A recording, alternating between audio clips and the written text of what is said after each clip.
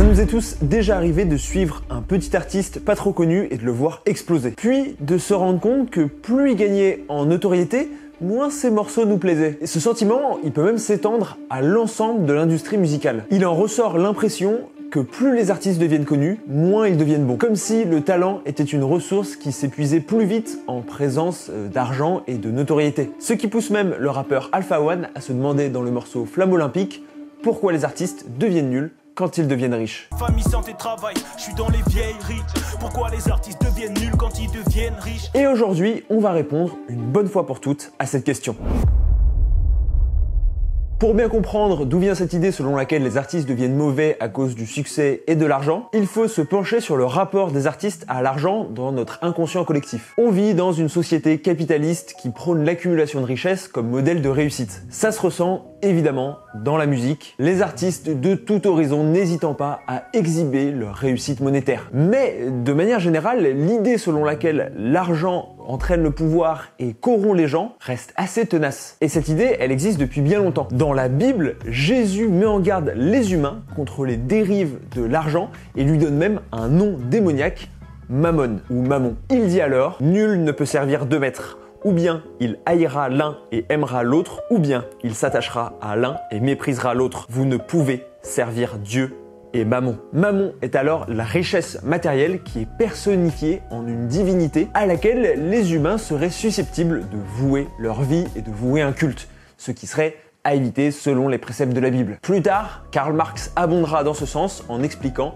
que l'argent nous corrompt et nous aliène. Pour lui, l'argent est même l'outil d'aliénation universelle capable de transformer la nature humaine et leur rapport aux autres. De nos jours, l'idée que l'argent qui entraîne le pouvoir peut rapidement monter à la tête et corrompre des individus se retrouve pas mal dans la pop culture. Pour ce qui est du pouvoir qui corrompt l'âme, on peut penser à Anakin Skywalker ou plus récemment à Paul Atreides qui en sont probablement les meilleurs exemples. Un artiste qui perce se retrouve avec beaucoup de pouvoir et peut vite être corrompu par cet attrait financier et la volonté de faire toujours plus d'argent au point d'en oublier la perspective artistique. C'est un reproche très régulièrement fait à Gims qui est accusé d'avoir mis de côté le rap dans lequel il était pourtant très doué pour se mettre à faire des chansons pop type TF1 qui vendent effectivement bien mieux. Une remarque qui avait aussi apparemment été faite à Ed Sheeran, dont certains fans lui reprochaient de s'ouvrir trop à un public mainstream et à faire des chansons trop pop. Cette folie des grandeurs qui pousse l'artiste à se renier, elle est souvent illustrée au cinéma. C'est le cas dans Popstar et Fatal, les deux films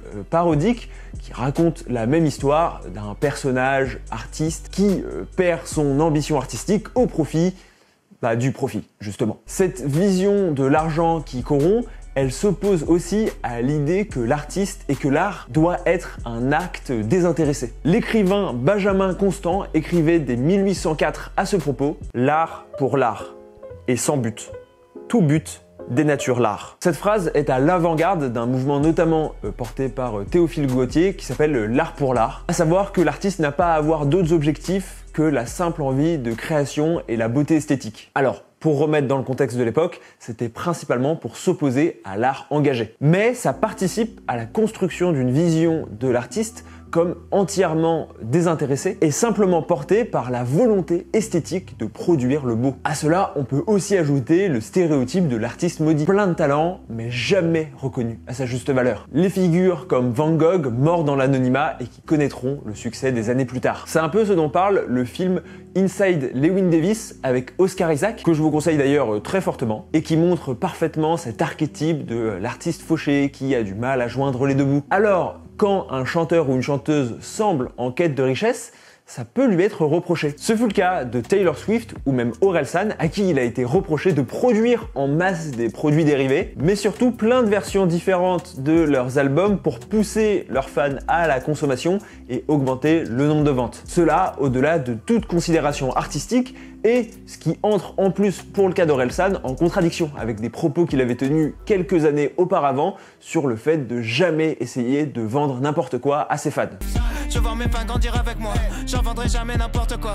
Je veux pas devenir une erreur de jeunesse que tu regrettes quand tu grandiras. Cette opposition entre l'idée que la musique ne doit avoir d'autre objectif que de faire de l'art pour faire de l'art et la réalité matérielle qui rattrape très souvent les artistes est parfaitement illustré par cette phrase de Bébé Jacques qui dit « On l'a fait pour l'art, mais on a quand même pris le cash ». Solide, ils veulent savoir que prendre que j'ai.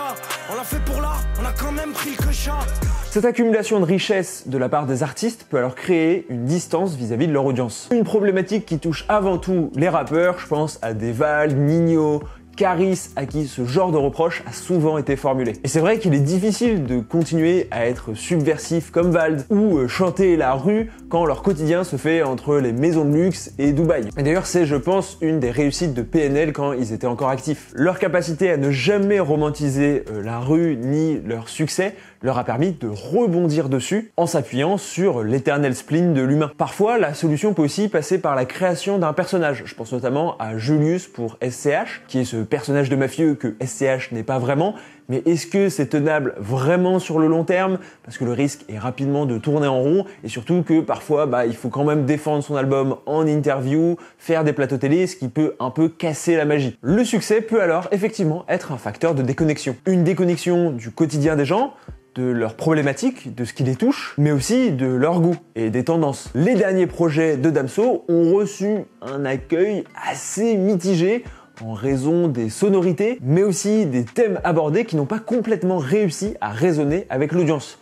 Même si pour le coup, dans le cas de Damso, ça semble être quasiment une démarche faite exprès. Et attention, pour autant, il ne faut pas tomber dans une caricature selon laquelle l'argent détruit forcément la musique. La richesse de Damso lui permet d'expérimenter musicalement avec des instruments ou des compositeurs auxquels il n'aurait pas eu accès sans cette réussite financière. Pareil pour Nekfeu qui ramène un gospel sur un morceau, ou Daft Punk qui collabore avec les artistes qui les ont inspirés. Même ensuite, pour défendre leur musique sur scène, on a vu Taylor Swift et The Weeknd investir pour créer des shows absolument exceptionnels, ce qui aurait été impossible autrement. En fait, opposer fondamentalement art et argent est une impasse. Les artistes ont toujours eu besoin de rémunération, que ce soit par le biais de mécènes ou de la vente de leurs œuvres, sans que ça détruise pour autant leur art. L'accumulation de richesses peut amener certaines complications, comme on vient de le voir, mais elle ne peut pas détruire en tant que tel le talent d'un artiste. Pourtant, l'observation reste la même. Avec le succès, les artistes semblent devenir de moins en moins bons. Alors, est-ce que cet a priori est ne serait-ce que vraiment correct? Et si oui, comment l'expliquer? Pour ça, je me suis penché sur un phénomène directement lié à cette idée, la malédiction du deuxième album. Comme d'habitude, cette vidéo est autoproduite, autofinancée. Si vous voulez me soutenir, n'hésitez pas à vous abonner et à partager cette vidéo autour de vous. Vous pouvez aussi participer en commentaire en me donnant votre avis sur la question, en citant des exemples que vous avez d'artistes qui, avec le succès, sont devenus moins bons, ou à l'inverse, d'artistes qui contredisent un peu cette affirmation. Merci énormément à tous ceux qui le font. Il existe dans le monde de la musique une malédiction à laquelle même les plus grands artistes ne pourraient pas échapper, la malédiction du deuxième album. La malédiction du deuxième album est appelée Sophomore Slump en anglais, et c'est un phénomène discuté qui représente parfaitement l'idée selon laquelle les artistes deviendraient moins bons avec le succès. Comme son nom l'indique, à l'origine, Sophomore Slump fait référence à un étudiant en deuxième année qui ne parviendrait pas à maintenir les standards élevés qu'il a construits lors de sa première année. À l'origine, le terme est donc utilisé pour décrire cette perte de motivation et de résultats durant la deuxième année universitaire. Un phénomène que je me souviens m'être vraiment pris en pleine face et qui était vraiment très difficile à vivre en fait. Dites-moi si ça a aussi été votre cas, mais en tout cas moi je me souviens que ma deuxième année de licence, probablement l'année universitaire et scolaire la plus dure de ma vie. Bref, ce phénomène a très vite pris et s'est même étendu au monde du sport avec le Sports Illustrated Cover Jinx. Il y a même eu des études sur le sujet pour comprendre ce phénomène. Et ça tombe bien, c'est aussi le cas dans la musique parce que ça reste quand même notre sujet. Une étude de concerthotel.com a comparé le top 100 des meilleurs premiers albums du magazine Rolling Stone aux disques qui ont suivi. Dans 67% des cas, la note obtenue sur un site d'agrégateur était moins bonne pour le suivant. Ils ont même fait une petite page interactive assez intuitive pour les regrouper. Par exemple, Jay-Z a connu une baisse de 37 points entre Reasonable Doubt et My Lifetime Volume 1. Pour Metallica, c'est 5 points de moins entre Kill Them All et Ride the Lightning. Mais on peut aussi citer les Beatles, Daft Punk, Pink Floyd ou même Olivia Rodrigo et Booba qui ne sont pas dans la liste. La malédiction du second album existe donc réellement. Ça entre en accord avec les résultats trouvés par Shane Zachary dans son étude qui me sert de référence principale pour cette vidéo. Lui, il a remarqué une baisse de 10 points en moyenne entre le score du premier et du deuxième album sur Metascore parmi les 200 albums qu'il a analysés. Il existe donc indéniablement une malédiction du deuxième album par rapport au premier. Mais reste à savoir d'où elle vient. Et comment l'expliquer? Parce qu'identifier cette baisse n'est qu'une première étape. J'ai lu à peu près toutes les études faites à ce jour et il est difficile d'en trouver l'origine. Shane Zachary s'est concentré sur 2 variables. La première, c'est le genre musical de l'artiste. Est-ce que les seconds albums de rap ont plus tendance que ceux de country à baisser en qualité? Et la seconde variable, c'est la durée de sortie entre 2 albums. C'est intéressant parce que ça rejoint l'exemple d'Alpha One. Il a sorti son premier album Une main lave l'autre en 2018, mais a très rapidement affirmé que le prochain ne serait pas pour tout de suite. Il avait tweeté: j'ai rien de nouveau à raconter, ça va trop tourner en rond si je fais un album maintenant, 2021 minimum. Bon, on est en 2025 et il n'y a toujours rien. On pourrait donc se dire que les artistes qui enchaînent trop rapidement la sortie des 2 albums pourraient souffrir de ce phénomène de redite et donc seraient plus susceptibles de subir cette malédiction. Mais Shane Zachary est clair, aucune variable testée ne permet de déterminer la prédictibilité de cette malédiction. Les chercheurs Gregory Webster et Lisanne Sander, qui ont aussi publié un article de recherche sur le sujet, proposent une hypothèse mathématique qui est celle de la régression vers la norme. En gros, pour faire simple, c'est un concept mathématique qui fait que si on observe à un moment A un phénomène bien au-dessus de la moyenne de distribution, à un moment B, ce phénomène a beaucoup de chances d'être rapproché de la norme et donc de la moyenne. Encore plus simple, si la moyenne des albums est notée 6 sur 10 et que Billie Eilish sort son premier album qui est noté 9 sur 10, il y a des chances que le prochain se rapproche du 6 par rapport au premier, statistiquement quoi. Mais pour moi c'est pas du tout une explication satisfaisante parce que le talent n'est pas également distribué et ça voudrait dire qu'à l'inverse, un premier album qui commence à moins de 6 a plus de chances de voir le second se rapprocher de 6, donc d'être meilleur. Une autre explication qui paraît plus logique est le fait que le premier album est souvent le résultat d'une urgence émotionnelle. Faire un album prend du temps et vient souvent parachever le travail d'un artiste après plusieurs années. Nekfeu avait quasiment 10 ans de carrière derrière lui quand il a sorti Feu, et pareil pour Orelsan. D'ailleurs, Orelsan est vraiment un bon exemple car il a connu une vraie crise créative après perdu d'avance et s'est même retiré du monde de la musique pendant un moment. Après, il y avait aussi la polémique, etc. Il fait partie de ces artistes qui ont réussi à durer et à même d'ailleurs avoir des seconds albums et même des troisièmes albums meilleurs que les précédents parce qu'il s'est mis justement à raconter la difficulté du processus créatif et les difficultés de carrière. C'est même d'ailleurs le thème principal du Chant des Sirènes et même de La Fête est finie. Mais pour en revenir à cette idée d'urgence émotionnelle du premier album, ça entre un peu dans ce narratif qu'on peut voir dans 8 Mile avec un artiste qui rappe ou chante la rage au ventre pour prouver qu'il mérite d'être connu. Un phénomène qui forcément s'atténue avec le succès quand l'artiste n'a plus rien à prouver. Ça rejoint l'étude réalisée en 2013 par George Porjas et Kik Doran, qui montre qu'après avoir eu une récompense prestigieuse, la productivité des lauréats scientifiques diminue. Et cette baisse, elle s'explique en partie par une volonté de ces mêmes lauréats d'expérimenter dans des domaines plus abstraits. Et dans l'industrie musicale, on peut évidemment faire un parallèle. Un premier album qui rencontre le succès pousse les artistes à prendre davantage de liberté créative au risque de se perdre un peu en chemin. C'est le cas de MGMT avec leur second album Congratulations, qui expérimentait beaucoup plus que le précédent et avait pas de gros singles comme Kids. On l'a donc vu, la malédiction du second album existe, c'est indéniable. Mais pour autant, elle reste à nuancer. Dans leur étude sur les sophomore slump, Gregory Webster et Lisanne Sander ont remarqué des baisses linéaires significatives des albums tout au fil de la carrière d'un artiste. Au global et en général, chaque album est un peu moins bien reçu que les précédents. Et il est au contraire très rare de voir un artiste atteindre son prime, en tout cas en termes d'évaluation, à la fin de sa carrière. Ce qui peut paraître contre-intuitif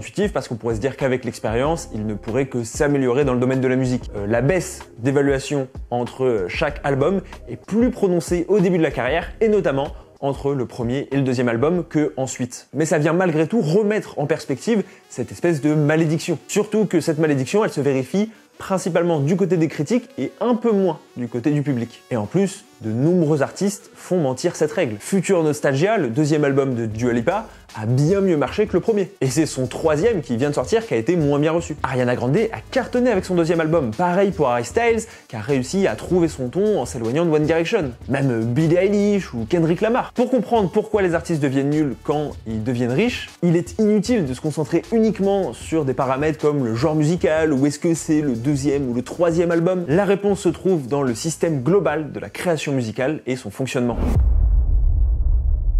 La Componential Theory of Creativity de Teresa Amabile offre un éclairage précieux pour comprendre le processus créatif d'un artiste. Selon cette théorie, 4 éléments sont nécessaires à la créativité. 3 de ces éléments sont internes à l'individu. Il s'agit des compétences spécifiques à un domaine, des processus créatifs et la motivation intrinsèque. Et donc, il reste un élément externe, l'environnement social dans lequel l'individu évolue. Toutes ces composantes, elles vont interagir et influencer le niveau global de créativité qui peut varier. Mais elle le souligne, parmi ces éléments, la motivation intrinsèque joue un rôle clé. Elle reflète évidemment la passion d'une personne pour son travail, l'intérêt pour sa production, en l'occurrence la musique, et forcément, elle peut baisser ou même augmenter, en tout cas, elle peut varier avec le temps. Et surtout, Amabile souligne que les environnements stressants, avec des pressions externes, de la gestion conservatrice, de la volonté de préserver un statu quo, peuvent le plus souvent bloquer des processus créatifs. Et c'est ce qui arrive très rapidement quand des artistes percent et du coup reçoivent des pressions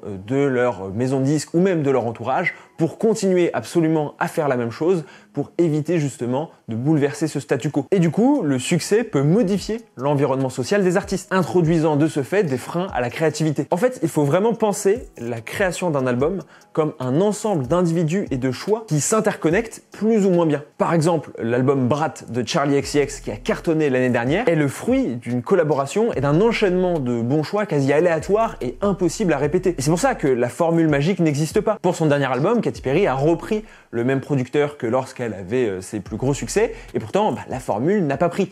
Si ça vous intéresse, je vous renvoie vers ma vidéo sur les artistes oubliés pour cela. Parce que la musique, en fait, c'est pas des maths. Et en se concentrant uniquement sur les agrégateurs de notes, sur les différences de notes entre chaque album, sur la régression pour la norme, on a tendance à essayer de rationaliser à tout prix la création musicale. Or, c'est souvent des œuvres collectives. Howard Baker en parle parfaitement dans son ouvrage intitulé Les mondes de l'art. Il rappelle donc la nature collective des activités artistiques et que la production finale est le résultat d'une interaction constante entre l'artiste, ses pairs, son public, ses critiques, ses collaborateurs techniques, ses commanditaires, etc., qui ensuite se pérennisent en réseau. Tous les aspects de la production artistique, depuis la création jusqu'à la diffusion, restent des objets de négociation et d'ajustement constant. Daft Punk se sont arrêtés pour cette raison, même s'ils préparaient un nouvel album. L'alchimie n'a pas complètement fonctionné et ils ont préféré ne pas forcer le processus créatif. Et donc, comme je disais, chaque changement, l'arrivée de la notoriété et du succès qui peuvent pousser certains proches à être un peu plus indulgents et à dire « Ah oui, c'est un super son » alors que ça l'est pas forcément, ou